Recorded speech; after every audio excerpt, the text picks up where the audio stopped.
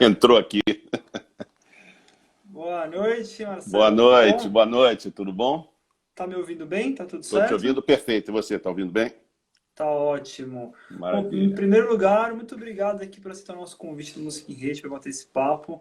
Pra gente é bem especial estar recebendo a galera aí que atua no mercado há tanto tempo, para a gente poder aprender e compartilhar aqui com a nossa audiência. Então, obrigado por estar aqui hoje contribuindo para esse papo que acho que vai ser bem produtivo, né? Obrigado a vocês, prazer é meu. Sei que vocês já fizeram mais de 80, né? Então vocês estão muito bem e acompanhei algumas delas e é um prazer estar aqui para dividir isso com vocês. Show.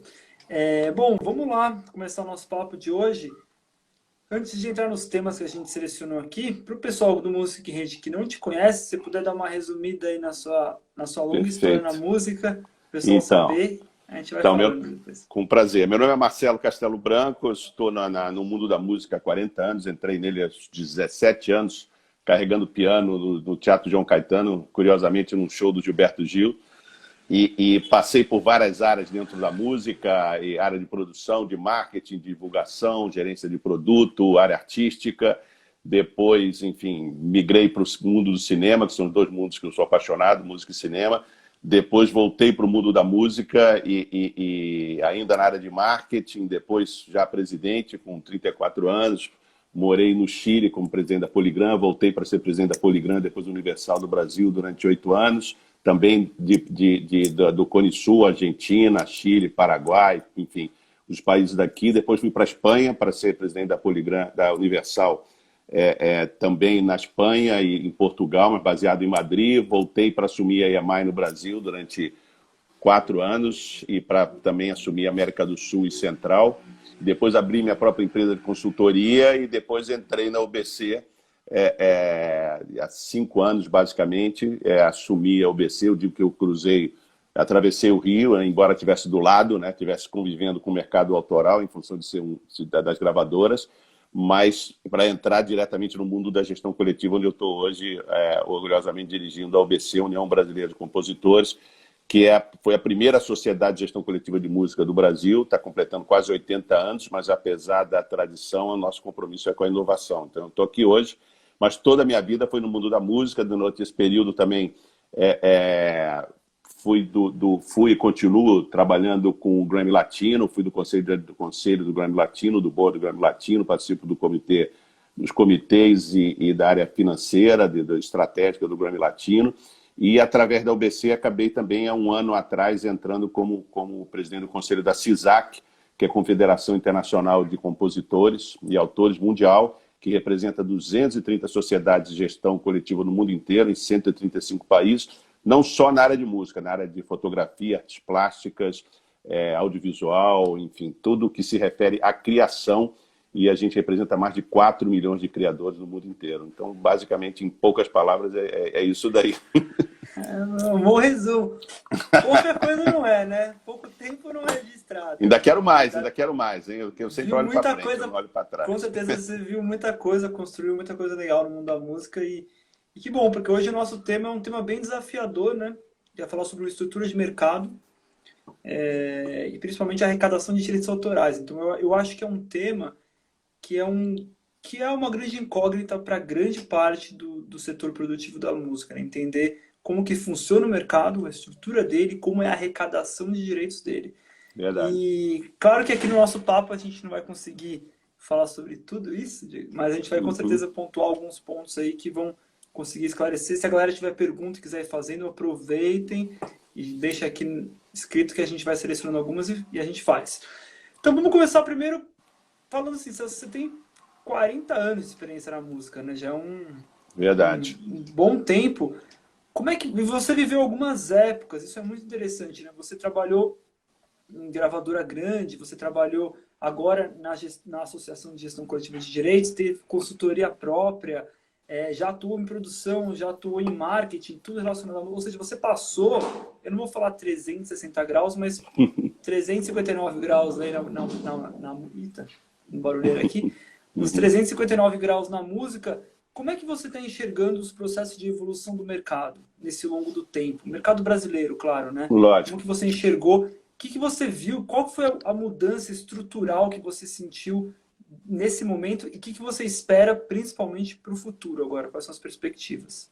Perfeito. Na verdade, é curioso, né? Quando você faz essa pergunta, me faz pensar que eu cheguei a trabalhar com vinil, trabalhei com cassete, vi a migração do vinil para o CD, do CD para o mundo digital, passei o deserto digital, que demorou para as mídias durante 10, 15 anos, né? 10, 15 anos. No Brasil até mais, porque a gente entrou muito atrasado.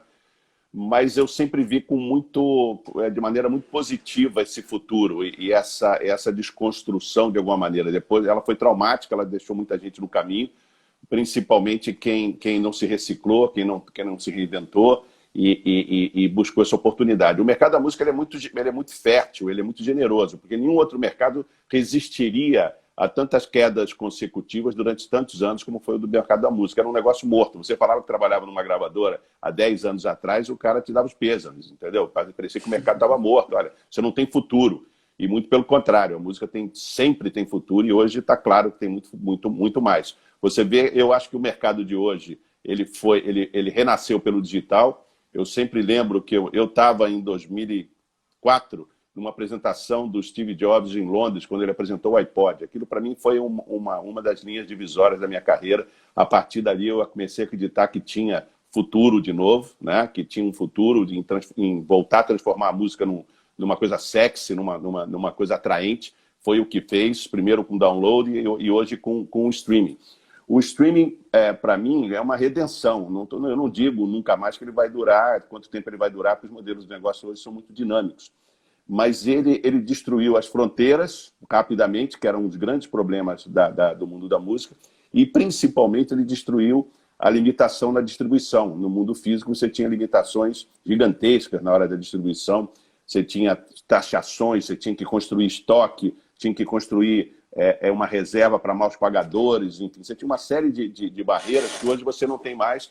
Hoje a distribuição foi altamente simplificada. Você tirou dentro do seu negócio cerca de 25% do custo.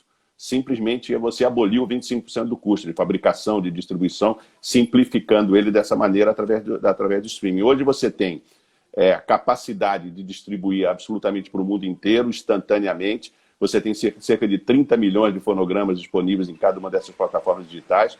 Você pode, se você como curioso, pode descobrir muita coisa. É verdade que tem coisas que ainda não migraram para o digital por razões de restrição, alguma coisa nesse sentido.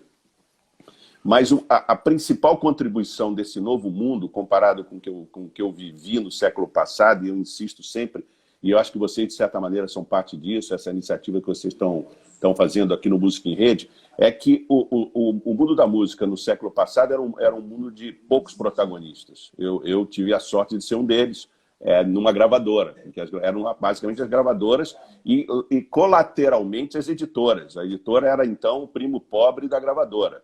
Hoje a editora não é mais primo pobre, é primo rico e nem primo é mais, entendeu? Então, assim, hoje os negócios estão muito equilibrados. E tinha pouca gente mandando no mercado. Isso significa um filtro muito grande, significaram muitos acertos, não vamos ignorar que a história da música foi contada por esses 100 e poucos anos, em termos artísticos eu estou falando, né, de talento, foi contada dessa maneira, mas o mundo da música hoje é um mundo de muitos protagonistas, né? Você tem os agregadores, você tem um novo papel dos artistas, agora como empreendedor, o artista hoje é um empreendedor.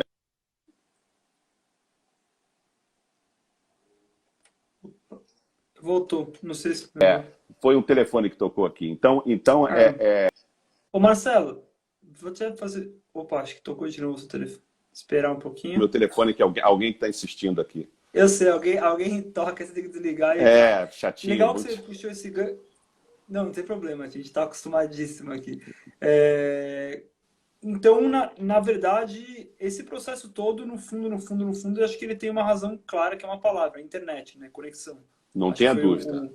Foi o boom da coisa e totalmente. Mudou tudo, né? E a música e tecnologia são dois mercados, sempre foram ligados. Música e tecnologia são dois mercados interligados. Né? Mas agora, de forma mais radical, a tecnologia salvou a música. Agora, de forma mais radical, quem salvou a música foi a inteligência pela tecnologia, foram os outsiders da tecnologia. O que eu agora reivindico, né, é que acho que está na hora do conteúdo, né, recuperar esse poder e recuperar esse protagonismo, né? Que o protagonismo é do conteúdo. Você tem muitos canais de distribuição, você tem uma possibilidade que se renova a cada dia de novas plataformas. A gente está vendo o que está acontecendo aí, TikTok, o Twitch, outras plataformas que estão sendo criadas, até nesse período de pandemia, mas todas elas são absolutamente dependentes do conteúdo. E elas são o que são em função dos conteúdos que elas apresentam, né? E são conteúdos que são ou gerados por artistas, ou no caso hoje, por muita gente que nem artista mas reproduzindo fonogramas, no caso do TikTok, danças, enfim, criando novos hábitos, novas formas de consumir música, que antes era um produto, agora é um serviço, né? Total. E muito legal que você citou aqui que hoje em dia, mais do que nunca, o músico, o artista, ele é empreendedor, né? E ele tem que ser um empresário. Não que ele não vá ter um empresário, não vai ter um investidor, mas ele tem que ter uma cabeça de empresário de si mesmo, né? De autogestão, porque acho que o mercado corre dessa forma e não tem como escapar disso, né? Verdade. Talvez antigamente era um pouco diferente, né? Com a estrutura da gravadora, era totalmente coisa, diferente. Né? O artista era mais só artista, ele estava absolutamente mais voltado para a criação, ele tinha uma pessoa que cuidava da carreira dele como empresário. As gravadoras, elas tinham um poder de investimento monstruoso, que agora elas estão recuperando. Eu acho importante observar isso. Elas estão recuperando e acho que vão recuperar. Né? O streaming está Exatamente. trazendo, né? O catálogo. Elas se recapitalizaram e eu acho que elas vão ter, inclusive, mais poder do que antes, no sentido de produção, no sentido de recurso financeiro. Mas, naquele momento, a gente realmente fazia chover. Né? A gente fazia chover, você contratava o artista, você tinha o dinheiro da gravação, do marketing, você se permitia, isso é muito importante que não existe mais, essa paciência acabou, você se permitia errar com o mesmo artista durante 2, 3 anos, o que resultava na construção de carreiras, né? Se você me perguntar, por exemplo, eu trabalhei anos com a Cássia Eller, demorou 10 anos para estourar. Caetano Veloso demorou 15 anos para conseguir o primeiro disco de ouro. Imagina se o Caetano Veloso surgisse hoje, possivelmente a indústria não teria paciência já para o segundo disco, né? Porque ele não seria rentável. O Caetano ele teve uma carreira de verdadeira cauda longa, e muitos artistas dos anos 70, 80, 90, principalmente, né? Demoraram muito a acontecer.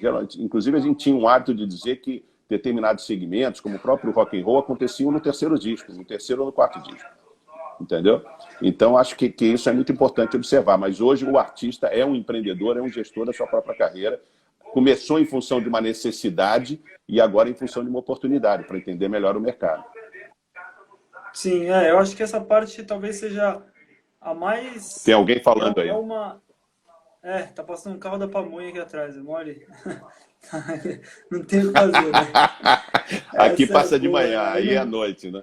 Eu não tenho o que fazer. Não, eu nunca vi um carro da pamonha passar aqui de noite. Bem na entrevista ele passa, mas a gente não tem o que fazer, né, gente? Estamos em casa. Tranquilo, né? aqui Então, passa. Já viram, né? Isso mesmo, acontece.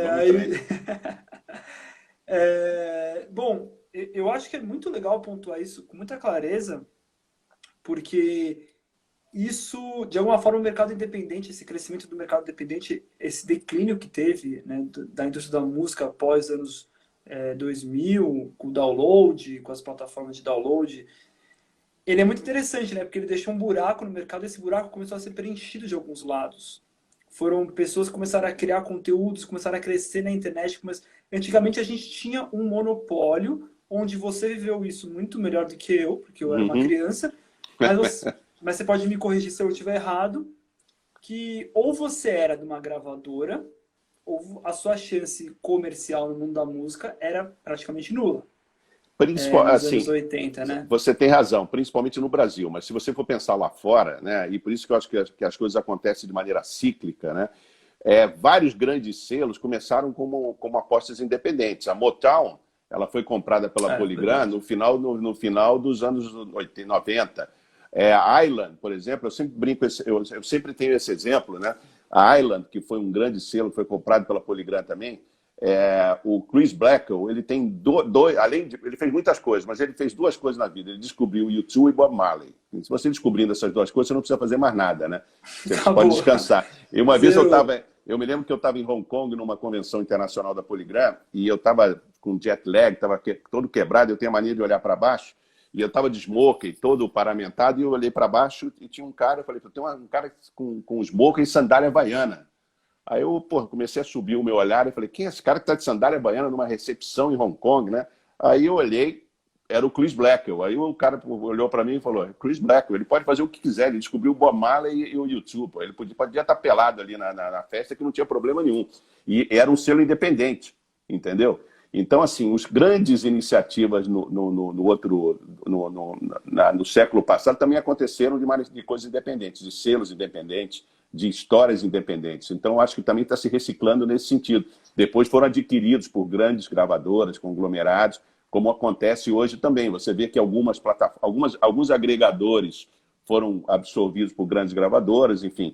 Tem mercado para todo mundo, mas eu acho que, sem dúvida alguma, o mercado independente nunca teve tanto protagonismo, e é muito bem dado, nunca teve tanto participação de mercado, representa no Brasil quase 40% do mercado.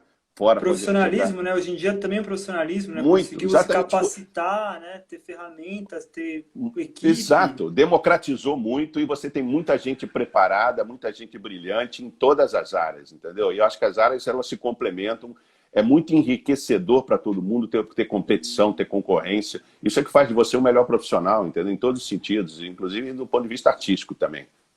Com certeza, legal. A gente já ia migrar para o nosso segundo tema de hoje. Fica tranquilo aqui, o mercado está animado. Não, tá tranquilo. Hoje é dia da galera passar aqui para a noite também. Tranquilo. Né? Mas, enfim, a gente já ia migrar um pouco para falar do nosso segundo tema de hoje, que é a arrecadação de direitos autorais. Talvez você deve ter vivido isso demais, e agora mais do que nunca nesses últimos 5 anos. Verdade. E aí surgiu uma perguntinha legal que, enfim, vamos tentar resumir ela, porque eu sei que é uma pergunta que demanda um tempo para responder, mas eu acho legal responder.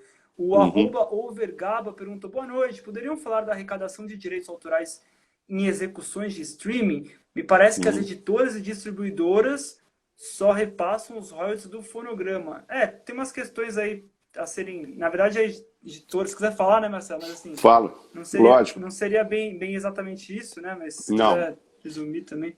Na verdade, você tem 2 direitos. No mundo digital, você tem 2 direitos, né? Você tem o direito da reprodução, né? Que é o fonomecânico, que hoje a gente já fala de direito digital, e você tem o direito de execução pública.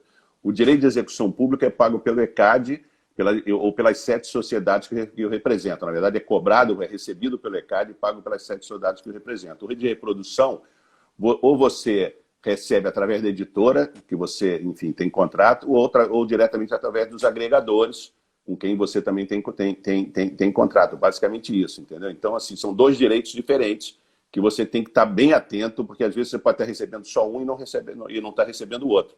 Eu acho que a pergunta dele se refere exatamente àquilo, mas estão sempre 2 direitos, o direito de execução pública e o direito de reprodução. Basicamente isso. Exatamente. E é isso, também pensar que também tem os fatos históricos de a editora ter uma relação mais intrínseca com a obra. E quando a gente fala editora, a gente não sabe exatamente qual é a atuação dessa editora, né? Ela pode cuidar só de obra, ela pode cuidar de fonograma e obra. Tem muitos poréns aí, mas... Exatamente. Mudou, mas basicamente a editora cuida da obra, né? A gravadora, a produtora cuida do fonograma. Sim, selo, né? Exatamente. O selo cuida do fonograma. Mas é basicamente isso.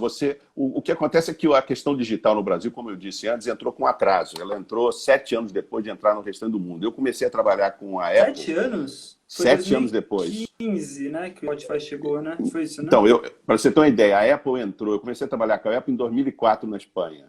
A Apple entrou aqui em 2009, por razões tributárias, enfim. Essa questão sempre complicada do Brasil, que não é fácil, entendeu? De você entrar, como é que você vai remunerar. A Apple, até pouco tempo, ainda usava cartão, só liberava com cartão internacional, enfim. Então, assim, do ponto de vista de execução pública, a gente só conseguiu regularizar esse mercado, basicamente, há 3 anos atrás. 3, 4 anos atrás, quando a gente celebrou o primeiro contrato com o YouTube. A gente vai partir agora para o segundo contrato com o YouTube. Né? Ainda existia uma discussão muito curiosa no Brasil se era execução pública ou não. Se era execução pública ou não. A gente conseguiu superar, a gente foi para a justiça, os editores também nos ajudaram nessa questão, a gente foi para a justiça, superou essa questão, o YouTube foi o último a concordar, a Apple Spotify concordaram um pouco antes, e hoje todos os players, as plataformas digitais, todos estão com contrato vigente com a gente, com o ECAD, ou estão em vias de celebrar ou em renegociação. Ou seja, essa situação foi pacificada. Existem hoje os dois direitos que são remunerados e a gente está atuando pelo lado da gestão coletiva, entendeu? Mas ainda tem muita coisa para melhorar, porque nós estamos ainda, em termos de gestão coletiva, ainda no final da pré-infância digital. A gente evoluiu muito do ponto de vista de dados, enfim. Você imagina com a quantidade de arquivos que você tem que trabalhar no mundo digital. Você processa trilhões de arquivos, de transações, de centavos o tempo todo. Enfim, você tem que ter uma infraestrutura e tecnologia para isso. O ECAD investiu para isso, a OBC também investiu para isso.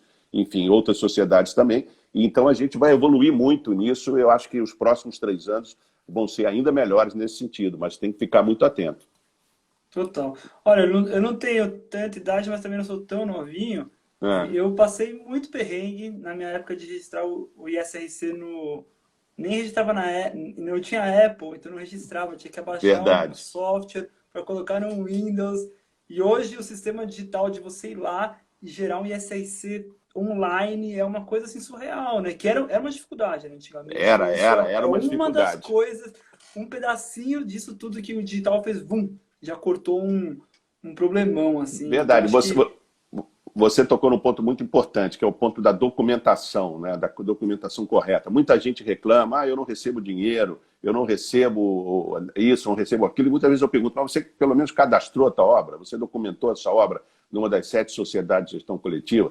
Porque esse é o primeiro passo que você tem que fazer. Você tem que escolher uma sociedade de gestão coletiva, adotar essa sociedade, perguntar, encher o saco dela, perguntar, você tem todo o direito, a sociedade existe para isso, de fazer todas as consultas, as perguntas, tirar todas as dúvidas, e documentar corretamente a sua obra ou o seu fonograma. E o seu fonograma. Porque nesse mercado de autogestão que eu estava falando, quando você se inscreve ou quando você se filia, por exemplo, numa sociedade como a OBC, possivelmente você se filia nas 4 categorias. Você é músico, você é intérprete, você é produtor e você é músico. Você tem direito nas 4 categorias, entendeu? E você não só a editora que aí teria que ser um CNPJ, né? Exatamente. O resto não. Então, assim, é muito mais fácil, uma vez que você entende o negócio, e a gente tem profissionais para explicar, além da nossa rede social, além do que a gente tem disponível no site. Eu diria que assim, os 4 pilares que a OBC tem basicamente esse, tecnologia, formação, informação e, no momento, adaptação a tudo que acontece de novo. Então, tem muita informação para você lá, para você aprender, principalmente nesse mercado de autogestão que eu comentei. Legal. Tá rolando vários papos aqui, não vai dar para perguntar tudo, gente, senão a gente não consegue manter a nossa pauta aqui.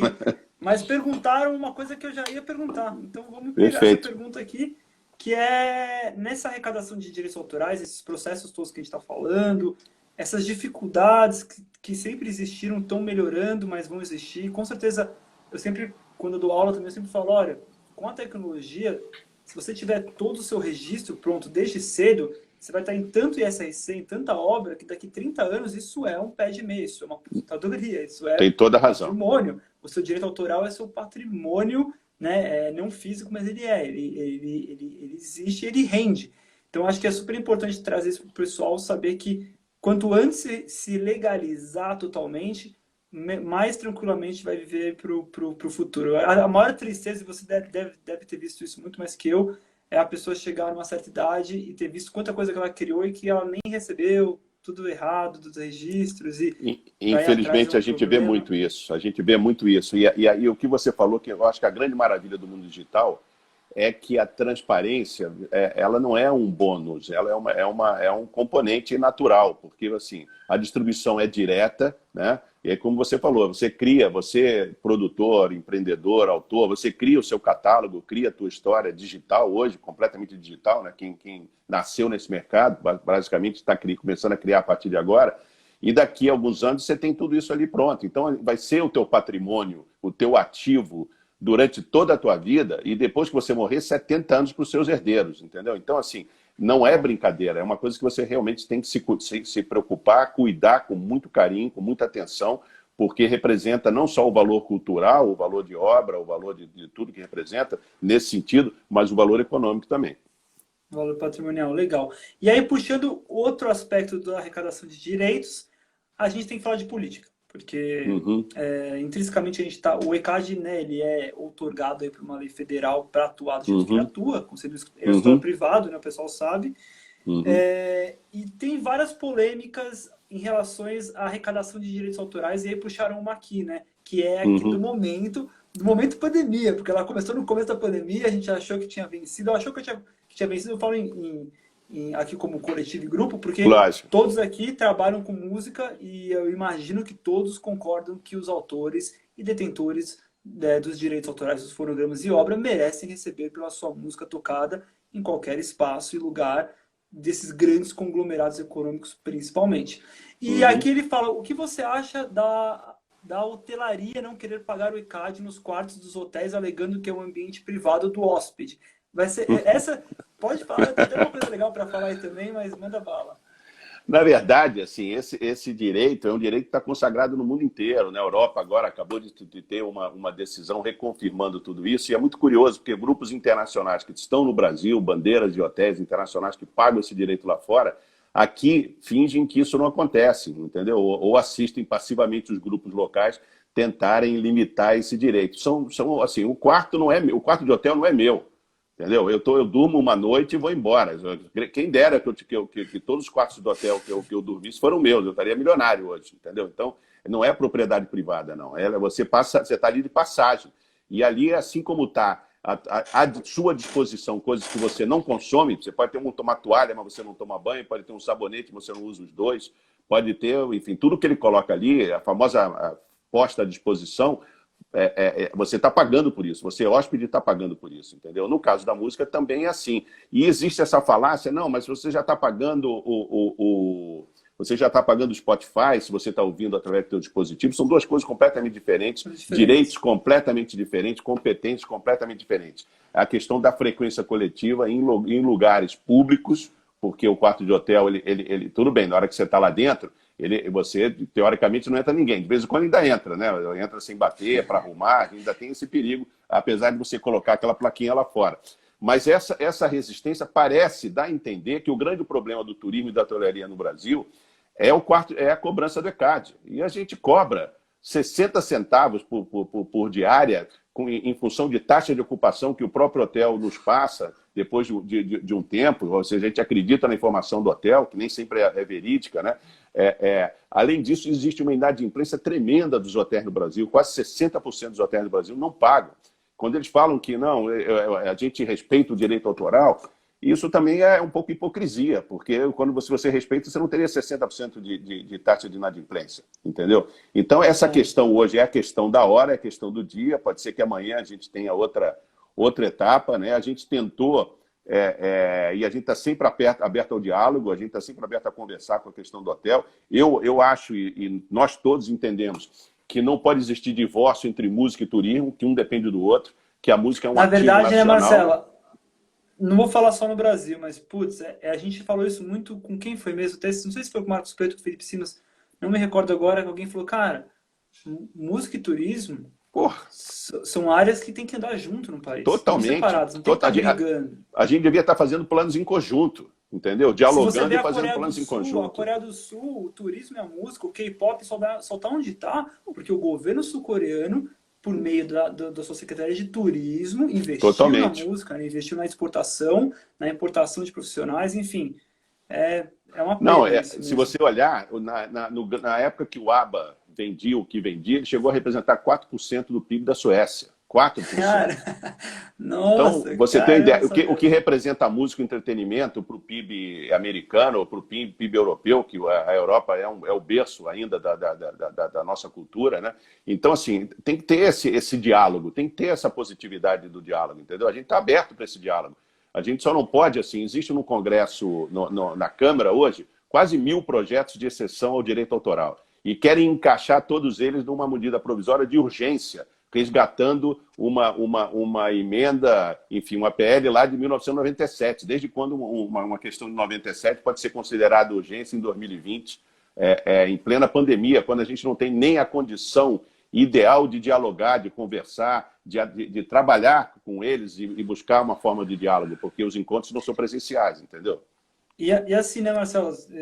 Cá entre nós e toda a nossa audiência, todo mundo que vê essa entrevista depois, porque também a gente não tem o medo de dizer isso, mas a gente sabe como é a política no Brasil, a gente sabe como estão os interesses ligados, e alguns desses políticos têm sim vínculos com o setor de eventos e Totalmente. hotelaria, e essa é a Totalmente. verdade. E a minha opinião é, advogam em causa própria, fingindo que é pelo bem da sociedade. Mas nem É uma... fingindo, eu diria para você que, inclusive nas audiências públicas que a gente participa, vários políticos abertamente dizem que são donos de hotel, ou são representantes de hotel. Se o cara é representante de hotel, não tem problema, entendeu? Se ele assume, não tem problema, pode ser representante de qualquer coisa, como também eu acho que a gente tem que procurar nossos representantes na Câmara, no Congresso, que apoiem a cultura, não digo só a música, não, a cultura, que urgentemente está precisando desse apoio no Brasil, principalmente nesse momento.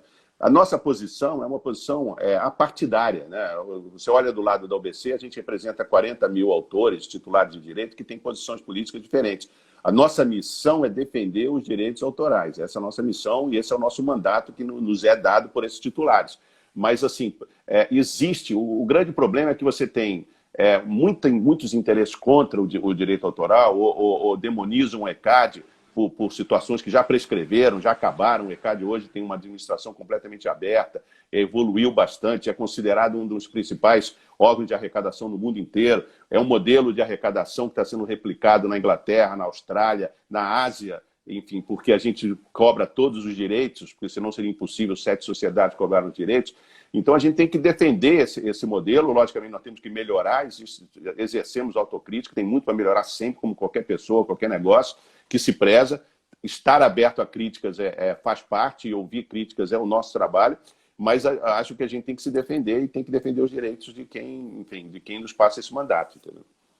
Com certeza. Esse assunto aí da arrecadação dos quartos hotéis acho que é um longo papo, né, pessoal? Verdade.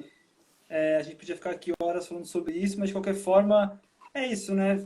A pergunta principal é: e aí, conseguiriam os hotéis ficar sem música? Então, já que não querem participar dessa arrecadação de direito, essa é a pergunta aí que fica para o setor do turismo, porque a legalidade diz que eles devem pagar. Então, esse é o ponto, né?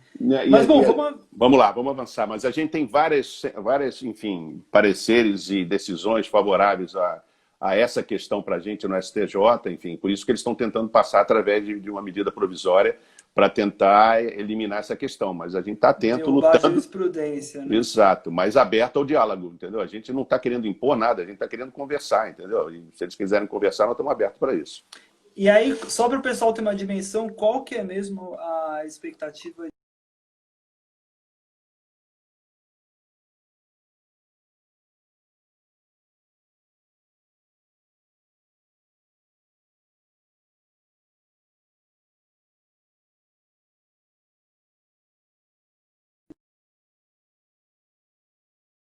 Perda é cerca de 45 milhões. 45 milhões de perda. Ano? Ano. O potencial de arrecadação de hotel no Brasil é um potencial de 6 milhões, 100 milhões no total, 110 milhões. Mas se a gente perder essa questão, a gente vai perder 45 milhões, ou seja, os titulares de direito vão perder 45 milhões. E aí eu digo, são 380 mil titulares de direito, gente que vive exclusivamente do direito autoral, porque as pessoas acham que o direito autoral é do artista consagrado, que está estourado. Não, o direito autoral é da imensa maioria de invisíveis, de anônimos, que trabalham, que são trabalhadores da música, trabalhadores da canção, e que as pessoas não conhecem. É basicamente isso. Sim. Bom, vamos para o nosso terceiro tema de hoje, para dar tempo. Essa audaciosa missão de passar por 3 temas aqui, que é falar um pouco sobre esses novos modelos do mundo da música. Eu acho que isso é uma coisa muito interessante, porque os modelos novos, eles surgem quase que mensalmente. Com a tecnologia, tá uma loucura essa coisa. Hoje me perguntaram até, mas o TikTok já tá pagando execução pública, já tá a contato com o distribuidor? Eu falei, provavelmente sim, já deve estar rolando. Isso aqui é tanta coisa acontecendo. O Rappi lançou um aplicativo de música, tá pagando, a distribuidora tá lá. Então, assim, para eles colocarem música, então são tantos novos modelos, novos negócios, onde a música sempre é utilizada, né? A música chama uma peça-chave aí. Queria que você falasse um pouquinho, você que passou nas majors, o pessoal que não sabe o que é majors, são as maiores gravadoras, né? As principais, Warner, Universal, no Brasil Som Livre, né? Som Livre e Sony. A Sony e a Sony, as quatro, né? Exato, são as nenhuma mais quatro. entraria no caso. Como é que você vê os novos modelos de negócio para um artista que fala, bom, eu posso assinar com uma gravadora, mas hoje o cenário é bem diferente, né? Então ele pode não assinar e ter sua autogestão e seguir no mercado independente. Qual que você enxerga as estratégias, os benefícios, como que você enxerga esse novo momento? A gente sabe que a gravadora hoje em dia também, ela às vezes pega a música pronta, o fonograma, ela criava isso muda bastante a negociação, né? Verdade. Enfim, como é que você enxerga isso tudo? Bem, as gravadoras eram mais produtoras que distribuidoras. Depois elas viraram mais distribuidoras que produtoras e agora elas estão voltando a ser produtoras. Está havendo uma reconversão no mercado em função dessa capitalização, desse novo momento econômico, né? Isso é muito bom. Mas eu diria que não existe uma fórmula, não existe uma fórmula para ninguém. Depende de cada trabalho, de cada artista, da afinidade que ele tem. Se você tiver uma pessoa de confiança numa gravadora, esse é o lugar ideal. Aliás, se você tiver uma pessoa de confiança em qualquer lugar, esse é o lugar ideal para você ficar, né? Você precisa encontrar seus aliados, podem estar numa gravadora, podem estar em agregadores, nos distribuidores digitais, que hoje fazem um excelente trabalho também no Brasil, todos eles, enfim, todas as plataformas, os agregadores, os distribuidores fazem um excelente trabalho e convivem. Hoje o modelo é um modelo de muitas opções para o artista. Você pode começar sozinho e depois crescer de outra maneira, você pode ganhar tração sozinho. A verdade é que hoje as gravadoras elas não apostam mais no artista que não tem uma biografia digital.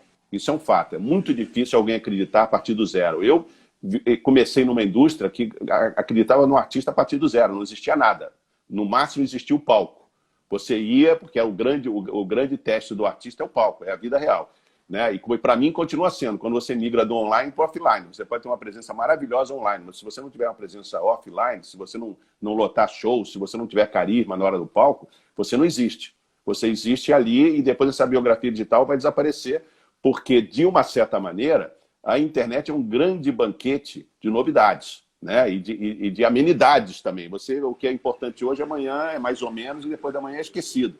Então, assim, você tem que construir relevância, né? Você tem que continuar construindo relevância. Então, para mim, não tem nada mais revolucionário do que a criação, do que a obra, do que a composição, né? Eu acho fundamental isso. Eu acho que hoje está todo mundo obcecado com a autogestão, que é necessária, mas não pode perder de vista, eu sempre falo isso, que o que muda de verdade a vida de um artista é uma grande canção. E depois de uma grande canção, é outra grande canção. E depois é outra grande canção, e depois é outra grande canção.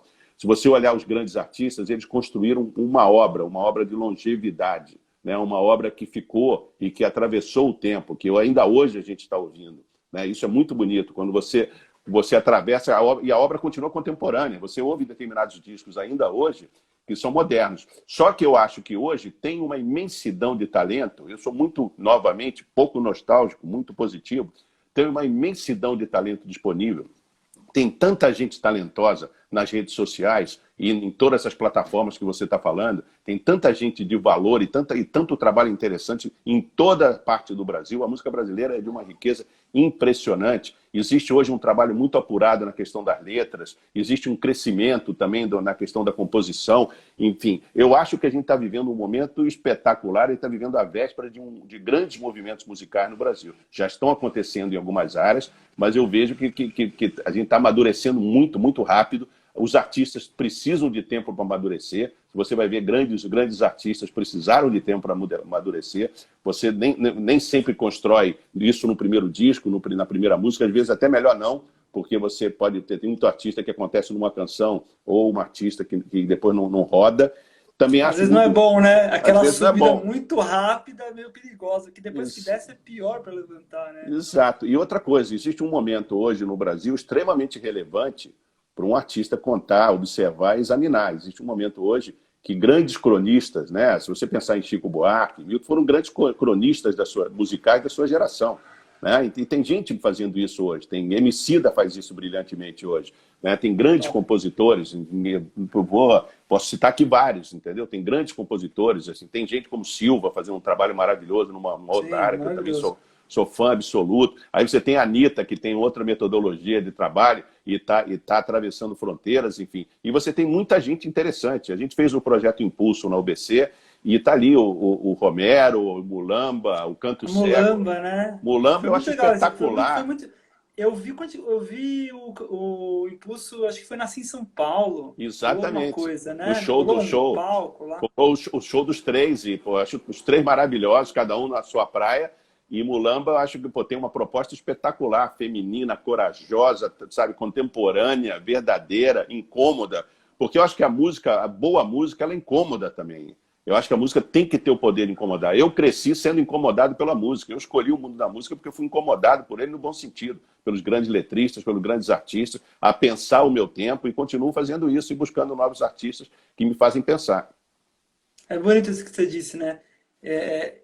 Quase que não foi nenhuma escolha, né, participar do mundo musical. Foi quase que uma imposição psicológica própria, de falar, cara, isso me chama tanto, né? Me joga tanto que eu preciso participar, né, de alguma forma. Olha, eu com 14 anos eu tive a sorte de ver eu morei nos Estados Unidos quando tinha 14 anos, então eu vi George Harrison, vi Queen 3 vezes num teatro para 300 show, pessoas, hein?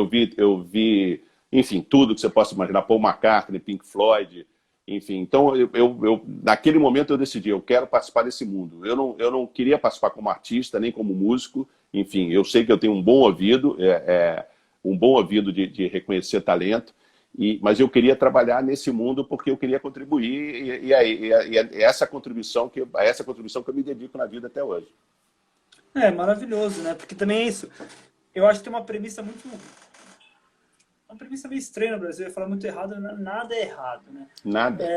De que as pessoas acham que tem que entrar no músico, que só entra no mundo do mercado da música quem é músico, quem é artista. Na verdade, a gente necessita de profissionais qualificados em cada área. E isso é uma coisa que eu acho que a gente demorou para se reconhecer como mercado. E falar, somos um mercado musical, somos fortes, geramos muita renda, geramos muito trabalho.